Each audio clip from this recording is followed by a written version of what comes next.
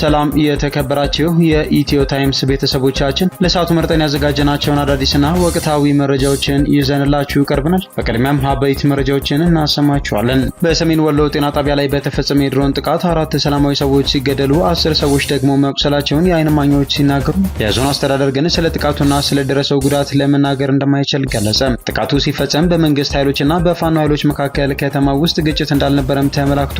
ተጨማሪ አለን። በትግራይ ክልል የተለያዩ አካባቢዎች የኮሌራ ወረርሽኝ እንደተቀሰቀሰና 11 ሰዎች ህይወታቸው እንዳለፈ እንዲሁም 425 ሰዎች በወረርሽኙ እንደተያዙ ተገለጸ። በትግራይ ክልል ሳምረ ወረዳና ሰለዋ ወረዳ ወረርሽኙ በታየ በ22 ቀናት ውስጥ በሰሜን ምዕራብ ዞን ሰየምቲ አዲያቦ አካባቢ ወረርሽኙ መከሰቱ ተሰምቷል። ዝርዝሩን አዘጋጅተናል። ህዝባዊ ወያነ ሓርነት ትግራይ ህወሓት ክፍፍልን ያባብሳሉ እንዲሁም የጠላቶችን አጀንዳ ያስፈጽማሉ ሲል በከሰሳቸው መገናኛ ብዙሃን ላይ ምንም አይነት ትዕግስት እንደማይኖሩ አስታወቀም። ይህም በክልሉ በሚገኙ ጋዜጠኞችና የሚዲያ ባለቤቶች ላይ ስጋትን ፈጥሯል። በሌላ በኩል የፕሪቶሪያው ስምምነት አፈራራሚዎችን ቃላቸውን ባለመፈጸም የከሰሰ ሲሆን በትግራይ በዝምታ ውስጥ የሚፈጸም የዘር ማጥፋት ቀጥሏል ሲል አሳስበዋል። በዝርዝር የምናየው ይሆናል። የገንዘብ ሚኒስቴር ለሩብ ዓመቱ የ243 ቢሊዮን ብር የግምጃ ቤት ሰነዶች ጨረታ መርሃ ግብር ይፋ አደረገ።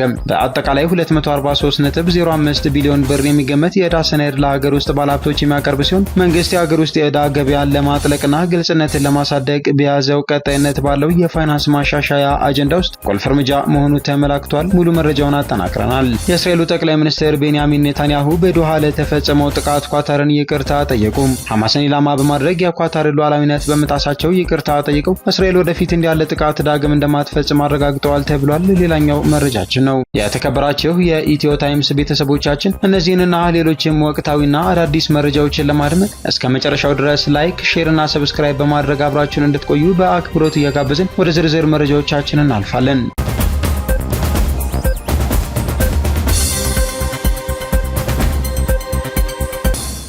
የገንዘብ ሚኒስቴር ለሩብ ዓመቱ የ243 ቢሊዮን ብር የግምጃ ቤት ሰነዶች ጨረታ መርሃ ግብር ይፋ አደረገ። የገንዘብ ሚኒስቴር እንደ አውሮፓውያን አቆጣጠር በ2025 የመጨረሻ ሩብ ዓመት የሚካሄደውን ጠንካራ የግምጃ ቤት ሰነዶች ቲ-ቢልስ የጨረታ መርሃ ግብር ይፋ ማድረጉን አስታውቋል። ከመስከረም 21 ቀን እስከ ታህሳስ 15 ቀን 2018 የሚካሄደው ይህ የ3 ወር መርሃ ግብር በአጠቃላይ 243.05 ቢሊዮን ብር የሚገመት የዕዳ ሰነድ ለሀገር ውስጥ ባለሀብቶች የሚያቀርብ ሲሆን መንግስት የሀገር ውስጥ የዕዳ ገበያን ለማጥለቅና ግልጽነትን ለማሳደግ በያዘው ቀጣይነት ባለው የፋይናንስ ማሻሻያ አጀንዳ ውስጥ ቁልፍ እርምጃ መሆኑ ተመላክቷል። በተለይም ይህ የዕዳ ሰነድ አቅርቦት በየሁለት ሳምንቱ የሚካሄድ ሲሆን ለባንኮች፣ ለኢንሹራንስ ኩባንያዎች፣ ለጡረታ ፈንድና ለሌሎች ተቋማት የተረጋጋ የኢንቨስትመንት ዕድልን ይፈጥራል። ባለሀብቶች ለአራት የተለያዩ የጊዜ ገደቦች ማለትም 28 ቀናት፣ 91 ቀናት፣ 182 ቀናትና 364 ቀናት ላይ መጫረት የሚችሉ ሲሆን ይህም የኢንቨስትመንት ፖርትፎሊያቸውን በተለያየ መልኩ እንዲያስተዳድሩ ያስችላቸዋል ተብሏል።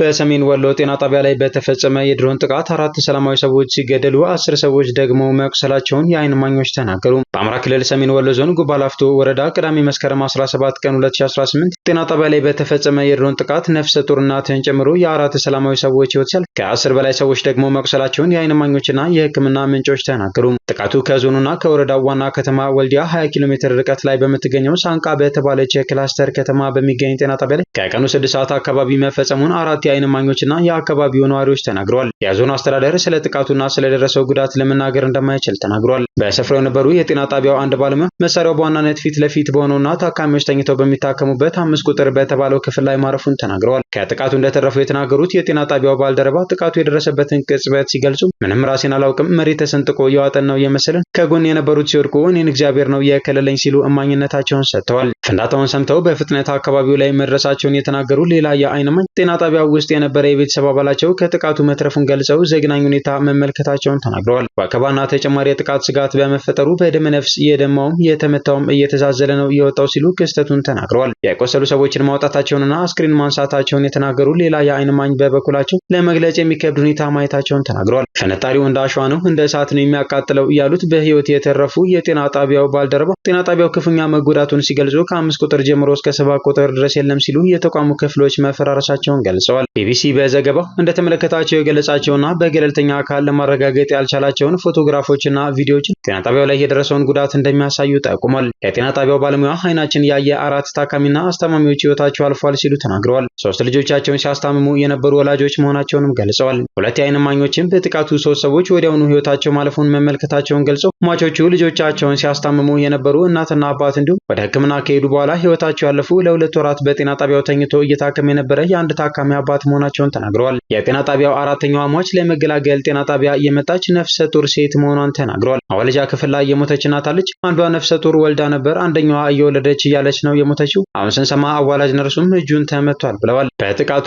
የጤና ባለሙያ ልጅ የሆነች የ6 ዓመት ህፃንን ጨምሮ ከ10 በላይ ሰዎች መቁሰላቸውን እማኞች ተናግረዋል። ከነዚህም መካከል 8 የሚሆኑት ቁስለኞች የጤና ጣቢያው ባለሙያዎች መሆናቸውን ገልጸው ከ2 ቀናት በኋላ ሰኞ ዕለት መንገድ ሲከፈት ቁስለኞች ወደ ወልዲያ ሆስፒታል መወሰዳቸውን ተናግረዋል። የጤና ጣቢያውን የጽዳት ሰራተኛ ጨምሮ 6 ሰዎች ለህክምና ወልዲያ ሆስፒታል መግባታቸውንና ከባድ ጉዳት ያጋጠማቸው 3ቱ ቁስለኞች ቀዶ ህክምና እንደተደረገላቸው ተጠቁሟል። ጥቃቱ ሲፈጸም በመንግስት ኃይሎችና በፋኖ ኃይሎች መካከል ከተማው ውስጥ ግጭት እንዳልነበረ የገለጹት ነዋሪዎች፣ ይሁን እንጂ በወልዲያ ዙሪያ ባሉ አካባቢዎች በተለይም ጥቁር ውሃ በተባለው አካባቢ ከባድ ግጭት እንደነበር ተናግረዋል። በዚህ ግጭት የቆሰሉ የፋኖ ኃይሎች ሳንቃ ጤና ጣቢያ መግባታቸውን ነዋሪዎች የተናገሩ ሲሆን አንድ የጤና ባለሙያም ከ10 የሚያንሱ የፋኖ ታጣቂዎች ቆስለው በጤና ጣቢያው እየታከሙ እንደነበር ተናግረዋል። የጤና ጣቢያውን ባልደረባ ጨምሮ ቢቢሲ እንዳነጋገራቸው የገለጻቸው ነዋሪዎች ጥቃቱ ቆስለው ህክምና ላይ የነበሩ የፋኖ ታጣቂዎችን ኢላማ ያደረገ ሳይሆን አይቀርም ብለዋል። በጥቃቱ ህክምና ላይ የነበሩ 6 ይሆናሉ ተብለው የተገመቱ የፋኖ ታጣቂዎች እንደተገደሉና ቀብራቸውን በአካባቢው እንደተፈጸመ ጠቁመዋል። የሰሜን ወሎ ዞን የሰላምና ጸጥታ መምሪያ ምክትል ኃላፊ አቶ ፈለቀ ጌትነት ስለ ጥቃቱም ሆነ ስለደረሰው ጉዳት ማረጋገጥ አንችልም ብለዋል። አሁን አካባቢው ጠላት የፋኖ ኃይሎች የሚንቀሳቀስበት ቦታ ነው። እዚያ ላይ ምን ተፈጸመ፣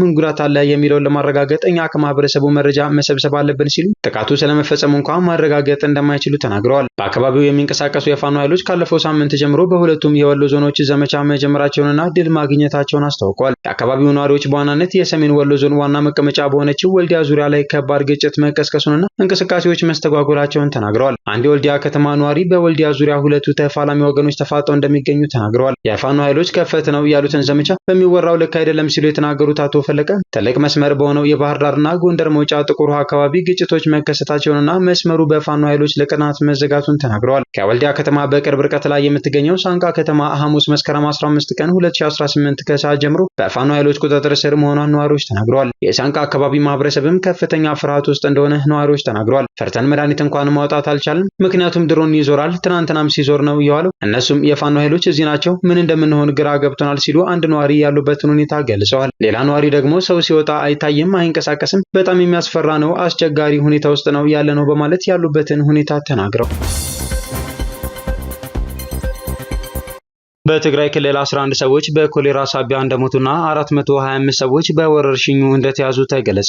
በትግራይ ክልል የተለያዩ አካባቢዎች የኮሌራ ወረርሽኝ እንደተቀሰቀሰና 11 ሰዎች ሕይወታቸው እንዳለፈ ተገለጸ። የትግራይ ክልል ጤና ቢሮ የህብረተሰብ ጤና የድንገተኛ ክፍል አስተባባሪ አቶ መብራህቶም ሀፍተ እንደተናገሩት ከሐምሌ 19 ቀን 2017 ጀምሮ በክልሉ የኮሌራ ወረርሽኝ ታይቷል። የአማራ ክልል ዋግ ኽምራ ዞን አዋሳኝ በሆኑ አካባቢዎች ሰለዋና ሳምረ በተባሉ ወረዳዎች ወረርሽኙ እንደጀመረ ተናግረዋል። በዋግ ኽምራ በሽታው እንዳለ ሰምተን ነበር። ከዋግ ኽምራ አበርገለ ወረዳ ጋር የሳምረና ሰለዋ ወረዳዎች መረጃ እየተለዋወጡ ነበር። ከዚያ በኋላ እኛ ጋር በኮሌራ እየተጠረጠሩ ሰዎች ስናይ ናሙና እየወሰድንና ሕክምናውን እያደረግን ቆየን ሲሉ አስረድተዋል። በትግራይ ክልል ደቡብ ምስራቅ ዞን የሚገኘው ሳምረ ወረዳና በደቡብ ዞን የሚገኘው ሰለዋ ወረዳ ወረርሽኙ በታየ በ22 ቀናት ውስጥ በሰሜን ምዕራብ ዞን ሰየምቲ አዲያቦ አካባቢ ወረርሽኙ መከሰቱን አክለዋል። እስካሁን ባለው መረጃ ወደ 425 ሰዎች ታሟል፣ 11 ሰዎች ሕይወታቸው አልፏል ሲሉም ተናግረዋል። አቶ መብራህቶም ከትግራይ ክልል ለእርሻ ወደ ዋግ ኽምራ ሄደው የነበሩ ሰዎች በበሽታው መያዛቸውን መሰማቱን ገልጸዋል። በዋነኛነት ለበሽታው መስፋፋት ምክንያት ብለው አቶ መብራህቶም ያስቀመጡት የሰዎችን ከቦታ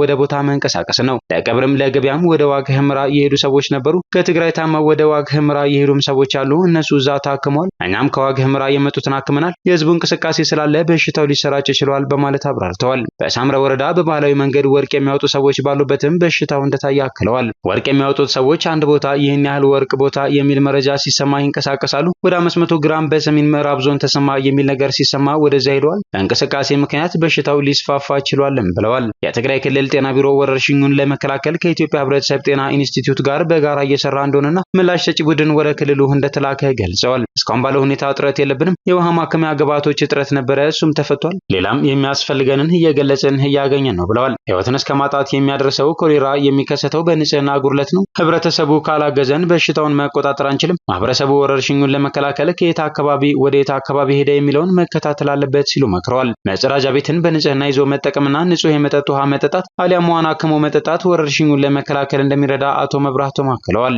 የቧንቧ ውሃ መጠጣት ወይም ውሃ አክሞ መጠጣት ያስፈልጋል። ውሃ ማከሚያ ካልተገኘ አፍልቶ መጠጣት ይቻላል። ምግብ አብስሎ መብላትም ያስፈልጋል ብለዋል። አክለውም ፍራፍሬ በትኩሱ በደንብ አጥቦ መብላት ያስፈልጋል። በሽታው በሰዓታት ስለሚገድል በበሽታው የተያዘ ሰው በቶሎ ወደ ሕክምና መሄድ አለበት። ወደ ሕክምና እስከሚሄዱ ኦአርኤስ በ1 ሊትር ውሃ በጥብጦ የወጣውን ፈሳሽ መተካት አለበት በማለትም ምክራቸውን ለግሰዋል። በኮሌራ ወረርሽኝ የሞቱ ሰዎች አስክሬን መነካት እንደሌለበትና ክስተቱን ለባለሙያዎች ጥቆማ መስጠት እንደሚያሻ ገልጸዋል። በበሽታው የሞተ ሰው ቀብር አለመሳተፍ ወይም በቀብሩ ላይ አለመብላትና አለመነካካት በሽታውን ለመከላከል ያግዛል ሲሉም ተናግረዋል። ህወሓት ክፍፍል የሚያባብሱ ባላቸው ሚዲያዎች ላይ እርምጃ ለመውሰድ ቃል ገባ። ጋዜጠኞች የፕሬስ ነጻነት አደጋ ላይ ነው ሲሉ አስጠንቅቀዋል። ህዝባዊ ወያኔ ሓርነት ትግራይ ህወሓት ክፍፍልን ያባብሳሉ እንዲሁም የጥላቶችን አጀንዳ ያስፈጽማሉ ሲል በከሰሳቸው መገናኛ ብዙሃን ላይ ምንም አይነት ትዕግስት እንደማይኖሩ አስታወቀም። ይህ የድርጅቱ አቋም በክልሉ በሚገኙ ጋዜጠኞችና የሚዲያ ባለቤቶች ላይ ስጋትን ፈጥሯል። የማስጠንቀቂያ የተላለፈው ባለፈው ሳምንት የህወሓት ጽህፈት ቤት ኃላፊ ፈትለወርቅ ገብረ እግዚአብሔር በመቀለ ከተማ ከጋዜጠኞች ጋር በተደረገ ስብሰባ ላይ ነው። ወይዘሮ ፈትለወርቅ ማስረጃ ያላቀረቡ ባቸውና ስማቸውን ያልጠቀሷቸው ሚዲያዎችን ለአመጽ እየቀሰቀሱና የካሃዲ ቡድኖች ልሳን ሆነው እያገለገሉ ነው ሲሉ ከሰዋል። ኃላፊዋ ፓርቲውም ሆነ ሰራዊቱ ይህንን እርምጃ ለመውሰድ ተስማምተዋል ሲሉ ተናግረዋል። የትግራይ ሚዲያዎች በፓርቲ ውስጣዊ አለመግባባት ውስጥ ገብተዋል ያሉት ወይዘሮ ፈትለወርቅ ምሁራን፣ ፖለቲከኞችና የሚዲያ ባለሙያዎችን በአጠቃላይ ልሂቃንን አንድነትን በማዳከም ወንጅለዋል። አንዳንዶቹ የትግራይ ተወላጆች ናቸው ብለን ማሰብ ያስቸግራል ሲሉ ጠቅሰው ከአሁን በኋላ ምንም አይነት ትዕግስት የለም ወስነናል በማለት አስጠንቅቀዋል። የግል ሚዲያ መሪዎች ይህንን ንግግር በፕሬስ ነጻነት ላይ የተሰነዘረ ጥቃት ነው ሲሉ ገልጸዋል። የቲቢኤስ ዋና አዘጋጅ የሆኑት አቤል ጎሽ ምንም አይነት ታጋሽነት አይኖርም የሚለው አገላለጽ በፕሬስ ነጻነት ላይ የተሰነዘረ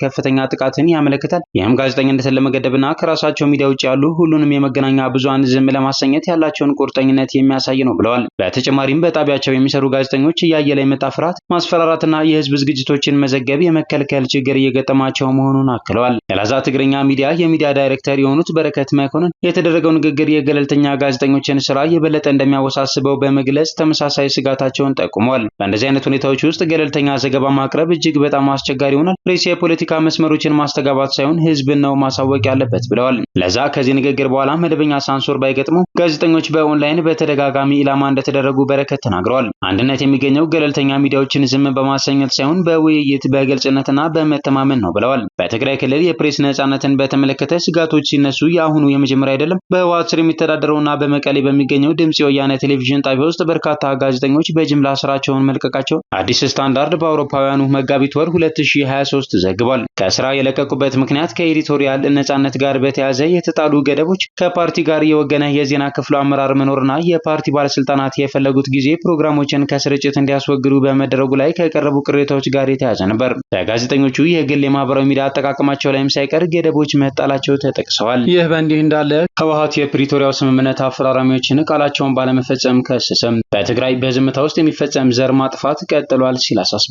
ህዝባዊ ወያነ ሓርነት ህወሓት የፕሪቶሪያ የሰላም ስምምነት ዋስትና ሰጪ የሆኑትን አሜሪካ፣ የአውሮፓ ህብረት፣ የአፍሪካ ህብረትና የተባበሩት መንግስታት ድርጅት ቃል የገቡትን ተግባራዊ ሳያደርጉ ቀርተዋል ሲል ከሷል። ፓርቲው ስምምነቱ ከተፈረመ ከ3 ዓመት በኋላም ቢሆን በትግራይ ክልል በዝምታ ውስጥ እየተፈጸመ ያለ ዘር ማጥፋት ቀጥሏል ሲልም ገልጿል። በምርጫ ቦርድ ህጋዊ ሰውነቱ የተሰረዘው ፓርቲው ትናንትና መስከረም 19 ቀን ባወጣው መግለጫው የተካሄደ ያለውን የክልሉን ውድመት ለማስቆም ዓለም አቀፉ ማህበረሰብ ጣልቃ እንዲገባ አሳስቧል።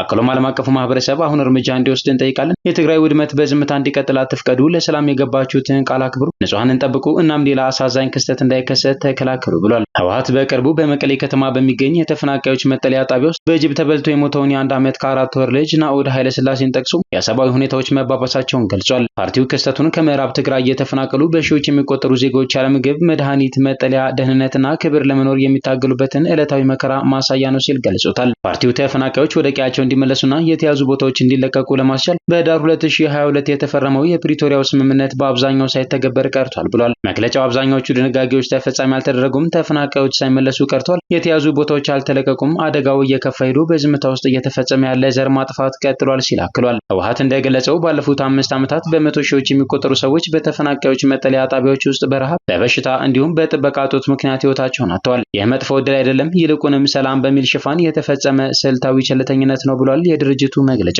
በተጨማሪም ፓርቲው ዋስትና ሰጪዎቹ ኃላፊነታቸውን መወጣት አለመቻላቸውንም በማውገዝ የፕሪቶሪያ ስምምነት ሙሉ በሙሉ እንዲተገበር፣ ኃይሎች ከያዙት ቦታዎች በአስቸኳይ ለቀው እንዲወጡና ተፈናቃዮች በሰላም እንዲመለሱ ጠይቋል። በግንቦት 2017 የኢትዮጵያ ብሔራዊ ምርጫ ቦርድ ህወሓት የማስተካከያ እርምጃዎች ባለመውሰዱና በ6 ወራት ውስጥ ጠቅላላ ጉባኤ ማካሄድ ባለመቻሉ ህጋዊ ሰውነቱ መሻሩን ማስታወቁ ይታወሳል። ህወሓት በበኩሉ ህጋዊነቱ በፕሪቶሪያ የተኩስ አቁም ስምምነት የተረጋገጠ እንጂ በምርጫ ቦርድ ማዕቀፍ የተሰጠ ሁኔታ አለመሆኑን በመግለጽ ውሳኔውን ውድቅ አድርጓል። ፓርቲው ከዚህ ቀደም የተጣለበትን እገዳና ተከትሎም ፈቃዱ መሰረዙ ትርጉም የለውም ማለቱ ይታወሳል። በቅርቡም የትግራይ ክልል ጊዜያዊ አስተዳደር ፕሬዝዳንት ሌተናል ጀነራል ታደሰ ወረደ የኢትዮጵያ ብሔራዊ ምርጫ ቦርድ የህወሓትን ህጋዊ እውቅና መሻሩ ተቀባይነት የለውም ሲሉ በመግለጽ ቢሮክራሲያዊ እርምጃ ሳይሆን ፖለቲካዊ መፍትሄ እንደሚያስፈልገው አጽንኦት ሰጥተው ተናግረዋል። የእስራኤሉ ጠቅላይ ሚኒስትር ቤንያሚን ኔታንያሁ በዶሃ ለተፈጸመው ጥቃት ኳታርን ይቅርታ ጠየቁም። የእስራኤሉ ጠቅላይ ሚኒስትር ቤንያሚን ኔታንያሁ በወሩ መጀመሪያ በኳታር ዶሃ የሐማስ መሪዎች ላይ ያነጣጠረውንና ዓለም አቀፍ ነቀፌታ ያስከተለውን የእስራኤል ጥቃት ተከትሎ አንድ የኳታር ዜጋ በመገደሉ ኳታርን በይፋ ይቅርታ ጠይቀዋል። የኳታር ጠቅላይ ሚኒስትር ሼክ መሐመድ ቢን አብዱራህማን ቢን ጃሲም አልታኒ የአሜሪካ ፕሬዚዳንት ዶናልድ ትራምፕና ኔታንያሁ በዋይት ሀውስ በተገናኙበት ወቅት በጋራ ባደረጉት ጥሪ ይቅርታውን መቀበላቸው ተገልጿል። ኔታንያሁ እንደ መጀመሪያ እርምጃ የሐማስ አመራሮችን ኢላማ ባደረገው በእስራኤል ጥቃት ሳቢያ ሆን ተብሎ ባልታሰበ መንገድ አንድ የኳታር ወታደር በመገደሉ በጥልቅ እንደተጸጸቱ መግለጻቸውን ዋይት ሀውስ ባወጣው መግለጫ አመልክቷል። በተጨማሪም ሐማስን ኢላማ በማድረግ የኳታር ሉዓላዊነት በመጣሳቸው ይቅርታ ጠይቀው እስራኤል ወደፊት እንዲህ ያለ ጥቃት ዳግም እንደማትፈጽም ማረጋገጣቸውን አልጀዚራ ዘግቧል። እስራኤል ጳጉሜ 4 ቀን 2017 በዶሃ እየተካሄደ ባለ የተኩስ አቁም ድርድር በሐማስ መሪዎች ላይ ባደረሰችው ጥቃት ቢያንስ 5 ዝቅተኛ የሐማስ ባላባትና አንድ የኳታር ወታደር መግደሏን ዘገባው አስታውሷል።